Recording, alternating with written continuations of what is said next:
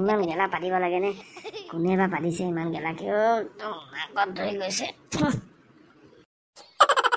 ৰুমত দেখোন কোনোৱে নাই তাৰমানে পাতটো মই মাৰিলো নিজৰ পাতে নিজে সহ্য কৰিব পৰা নাই কিমান লেতেৰা পাতিছো তাৰমানে মই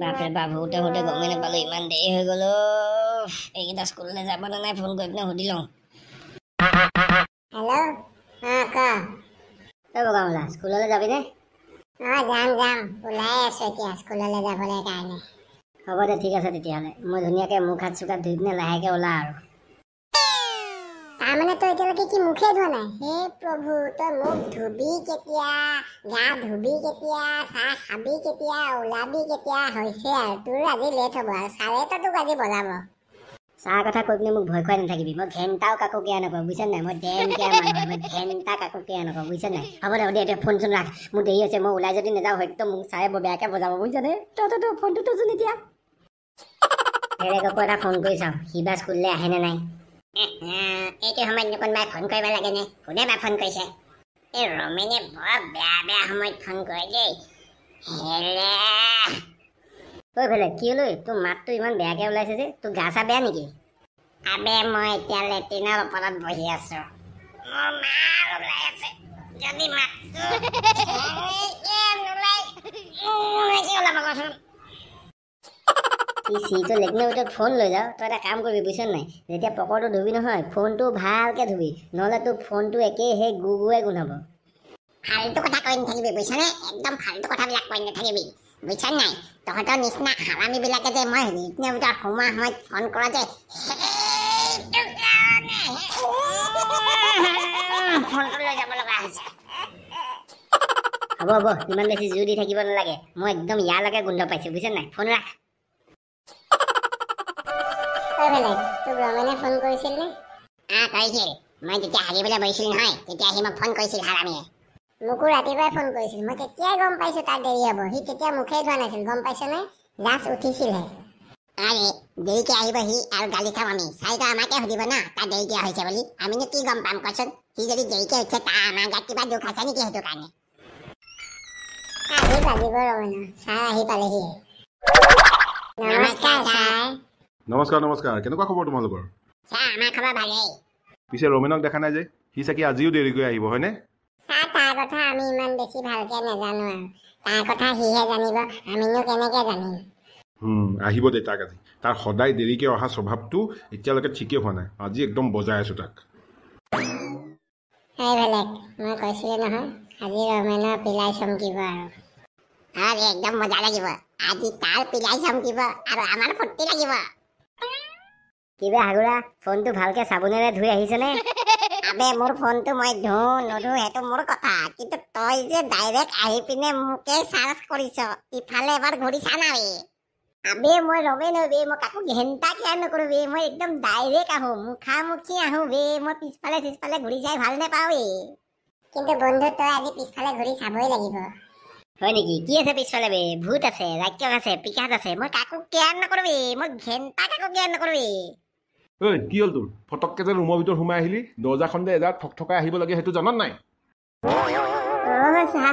আপুনি বহি আছে নেকি মানে আহি পিনে অকণমান ধেমালি কৰিছিলে আৰু লগৰবিলাকে লগত আহি পিনে অকণমান হাঁহি ফূৰ্তি কৰিব লাগে যে সেইটো কাৰণেহে কৰিছিলোঁ মোৰ মনত আপোনাৰ প্ৰতি একো বেয়া ভাৱনা নাই ছাৰ হয় নেকি তোৰ পিছে কথাখিনি শুনি পিনে সেনেকুৱা লগা নাই তোৰ যে মোৰ প্ৰতি কিবা এটা ভাল ভাৱনা আছে ছাৰ আপুনি সেনেকৈ কিয় কথাবিলাক কৈছে মোৰ আপোনাৰ প্ৰতি যোনটো ভক্তি যোনটো শ্ৰদ্ধা যোনটো মৰম আছে নহয় এইটো ক্লাছৰ কাৰো নাই বুজিছে নাই মই মুখেদি বহুত কথা কওঁ কিন্তু মোৰ অন্তৰত অকল আপুনিয়েই সোমাই আছে যেনেকৈ সুদামাৰ অন্তৰত এই শ্ৰীকৃষ্ণ সোমাই আছিল ঠিক তেনেকৈ আপুনি মোৰ অন্তৰত সোমাই আছে হয় নেকি এতিয়া তই মোক তেল মাৰিব আহিছ এই ফকতীয়া কথাবিলাক মোৰ আগত কৈ লাভ নাই বুজিছ নাই তই যোনটো কাণ্ড কৰিলি আজি সেই কাণ্ডৰ উচিত দণ্ড তই পাবিয়েই অ' ছাৰ মই আপোনাক কাকতি কৰিছোঁ, মিনতি কৰিছোঁ। মোৰ ওপৰত আপুনি অত্যাচাৰ নকৰিব, মাৰপিট নকৰিব। অহিংসাই পৰম ধৰ্ম ছাৰ। আমাৰ ভাৰতবৰ্ষৰ সেইটো নিয়ম, নীতি নিয়মবিলাক মানি চলিব লাগে। মই মাৰপিট নকৰোঁ। কোনদিনাখনো তহঁতৰ ওপৰত মই হাত উঠাইছোঁ, কিন্তু তহঁতি যে নপঢ়, তহঁতৰ যে বাহিৰা জ্ঞান নাই, সেই বস্তুটো মই ভালকৈ জানো।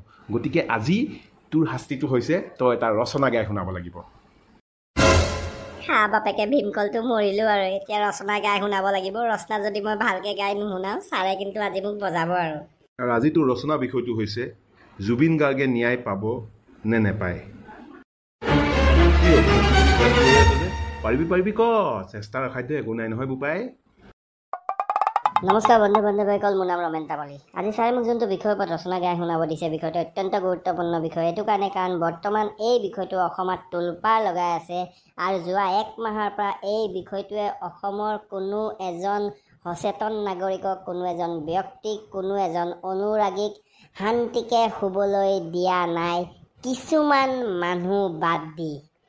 আৰু বিষয়টো ইতিমধ্যে আপোনালোকে গম পাইছে। বিষয়টো হৈছে আমাৰ অতি মৰমৰ, আমাৰ অতি চেনেহৰ, আমাৰ প্ৰাণৰ শিল্পী, আমাৰ heartthrob, humming king of the world আৰু অসমৰ গুৰি ধাৰোতা জুবিন গাৰ্গৰ ওপৰত।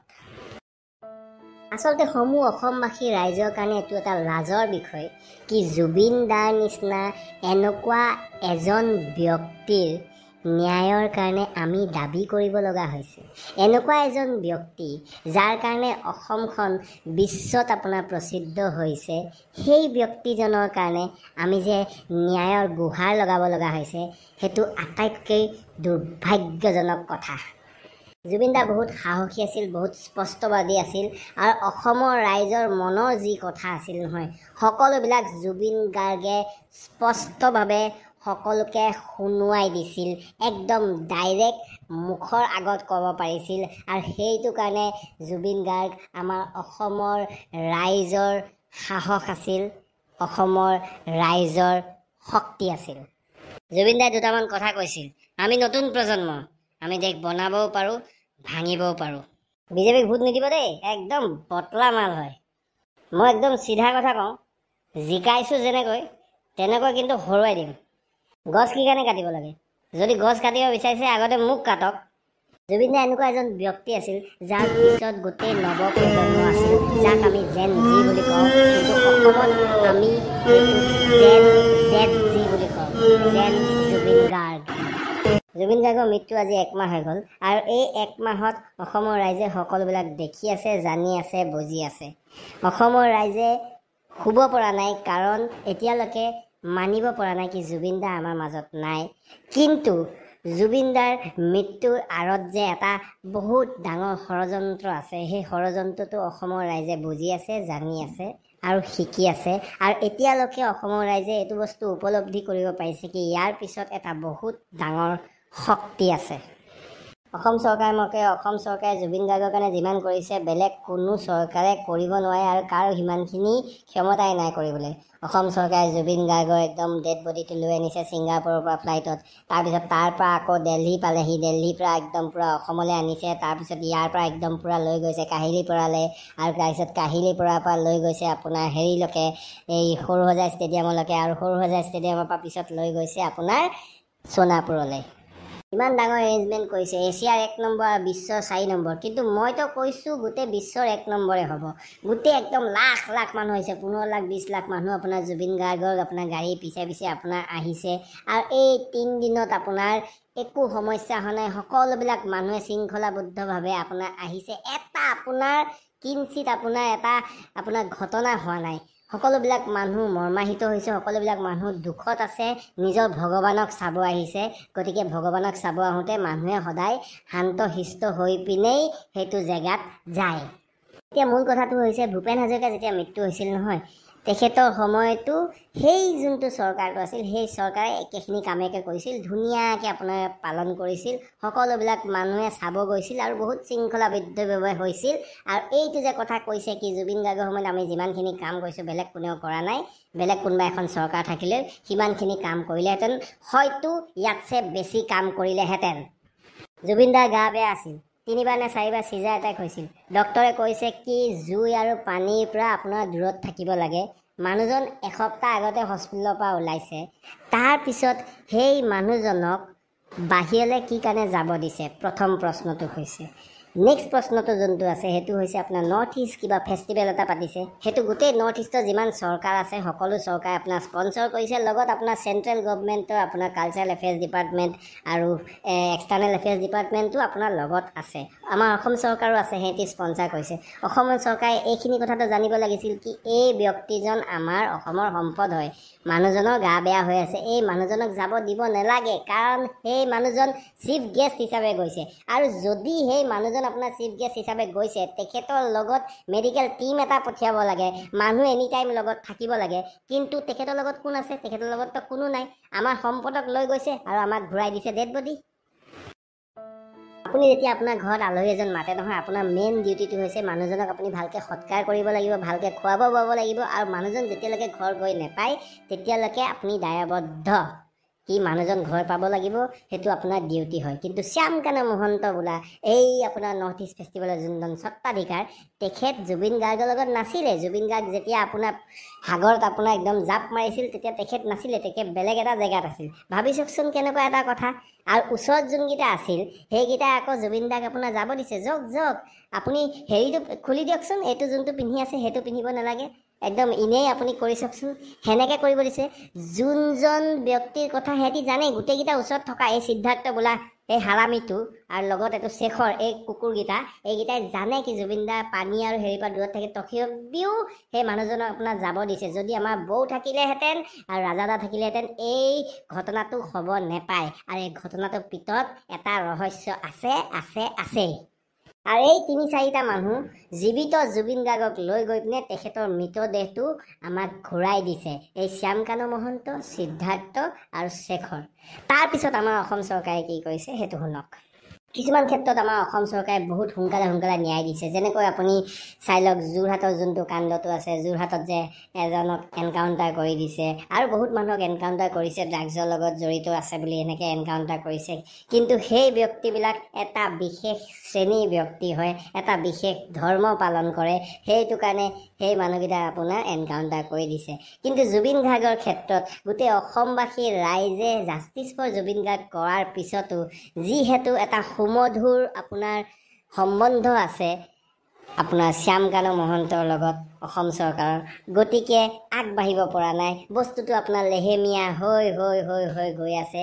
আৰু এই বস্তুটো আমি এইটো কাৰণে কৰিছোঁ কাৰণ বহুত ফটো ছ'চিয়েল মিডিয়াত ইতিমধ্যে ওলাইছে আৰু সকলোবিলাক ফটোৱে এটা বেলেগ ধৰণৰ কাহিনী আমাৰ আগত দেখাই দিছে। একদম সুন্দৰ ফটো, মানে বৰ বেলেগ ধৰণৰ ফটো আপুনি দেখা পাইছে, একদম পূৰা সাৱটি থকা, হেণ্ডছেক দিয়া, গামোচা পিন্ধোৱা, বহুত সেনেকুৱা ফটো দেখিছোঁ শ্যামকানু মহন্তৰ। যোনজন শ্যামকানু মহন্তই আপোনাক জুবিন গাৰ্গক আপোনাৰ তালৈ লৈ গৈছিল। গতিকে সেই যোনটো হেৰিটো আছে সেই তৎপৰতাটো দেখাবলৈ পৰা নাই আৰু লেহেমীয়া কৰি আছে। Justice delayed is justice denied, যিমান পাৰে ডিলে কৰি গৈ আছে। অসম চৰকাৰে কৈছে কি আমি একদম লাখ মানুহ মেনেজ কৰিছোঁ। হয়, ভাল কথা, আমি শলাগ লৈছোঁ। লাখ মানুহ মেনেজ কি কাৰণে কৰিব পাৰিছে? কাৰণ সেই লাখ মানুহে নিজৰ ভগৱানক লগ ধৰিব পাৰিছে, অন্তিমবাৰৰ কাৰণে নিজৰ ভগৱানৰ দৰ্শন কৰিব গৈছে, মন বেয়া কৰি পিনে গৈছে, সেইটো কাৰণে শৃংখলাবদ্ধভাৱে গৈছে।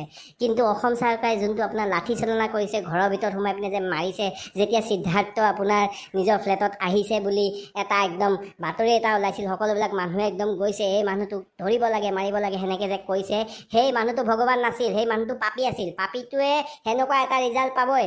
কিন্তু সেইটো কাৰণে জুবিনৰ অনুৰাগীৰ ওপৰত কি কাৰণে হাত উঠাব লাগে, কি কাৰণে লাঠি চালনা কৰিব লাগে? বাস্কা ডিষ্ট্ৰিক্টত চাওক, আপুনি ধুনীয়াকৈ মানুহবিলাক বহি আছে, বহি থকাৰ পিছত এটা ভিতৰৰ পৰা আহি পিনে একদম হাৰুফাৰুফকৈ কোবাইছে, কোবোৱাৰ পিছত মানুহবিলাক উত্তাল হ'বই।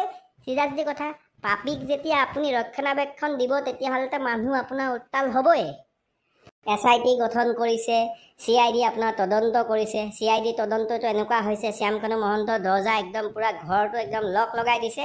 তাৰপিছত এদিনৰ পিছত আপোনাৰ শ্যামকানু মহন্তৰ ঘৰৰ একদম পূৰা ওপৰৰ যোনটো বিল্ডিংটো আছে, একদম ফাৰ্ষ্ট ফ্ল'ৰটো একদম গোটেই লাইট জ্বলি আছে। যেতিয়া লক কৰিলে, চিজ কৰাৰ পিছত লাইটটো ভিতৰত কেনেকৈ জ্বলিলে? তাত মানুহ কেনেকৈ সোমালে কওকচোন? এইটো তদন্ত নে কি হয় কওকচোন? ধেমালি কৰি থকা নাই জানো? অসমৰ ৰাইজেতো সকলোবিলাক বস্তু দেখি আছে। গতিকে তদন্ত নামত যোনটো ভেকুৱানা চলি আছে অসমৰ ৰাইজে দেখা পাইছে। এতিয়া চৰকাৰে আপোনাৰ নতুন এটা মুহিম এটা উলিয়াব। সেই মুহিমটোৰ নাম হৈছে ময়ো জুবিন আপোনালোকো জুবিন। সেনেকুৱা এটা মুহিম এটা উলিয়াইছে। প্ৰথম কথাটো হৈছে মইতো জুবিন কেতিয়া হ'বই নোৱাৰোঁ, কাৰণ জুবিনৰ যোনটো কোৱালিটি আছে সেইটো মোৰ লগত নাই। আৰু আমি জুবিন কেতিয়া হ'ব নোৱাৰোঁ, কাৰণ জুবিন অকল এজন আছে। ঠিক আছে, সেইটো যেতিয়া বেকফায়াৰ কৰিলে, বেকফায়াৰ কৰাৰ লগে লগে শ্লোগানটো সলনি কৰি দিলে, সলনি কৰি পিনে ক'লে ময়ো জুবিন অনুৰাগী আপোনালোকো জুবিন অনুৰাগী। এতিয়া চৰকাৰে বোলে ধৰ্ণা দিব, একদম পূৰা আমি জাষ্টিচ বিচাৰি পিনে আমি চব জেগাত আমি ধৰ্ণা দিম। চৰকাৰৰ হাতত দেখোন গোটেইখিনি আছে।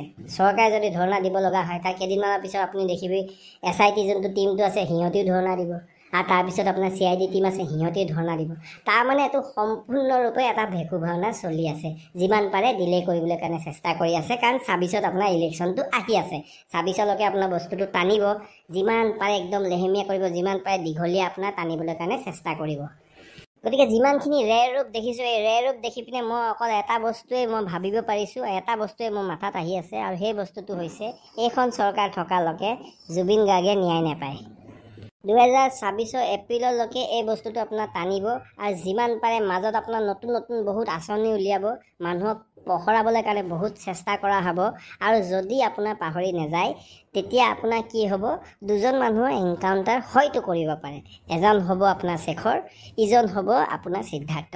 সিহঁতৰ এনকাউণ্টাৰ কৰিব, কিন্তু শ্যামকানুক আপোনাৰ একো নকৰে। আৰু 26 ইলেকশ্যনটো খতম হোৱাৰ পিছত ক'ব আমাৰ লগত যিহেতু উপযুক্ত আপোনাৰ একো এভিডেঞ্চ নাই, গতিকে মানুহবিলাককতো এৰি দিব লাগিব, নহয় জানো? কিন্তু আমি পাহৰি নাযাওঁ, অসমৰ ৰাইজে পাহৰি নাযায়, কাৰণ এই মেটাৰটো হৈছে জুবিন দা।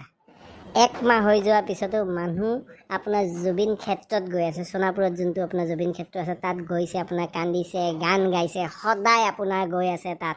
তাৰ উপৰি গোটেই অসমত আপোনাৰ জুবিন দাৰ নামত আপোনাৰ কিমান কি হৈছে সেইটো মই ক'ব নালাগে, মই এক্সট্ৰাকৈ ক'ব নালাগে। চব জেগাতে আপোনাৰ নাম প্ৰসংগ চলি আছে, সৰ্বধৰ্ম প্ৰাৰ্থনা চলি আছে।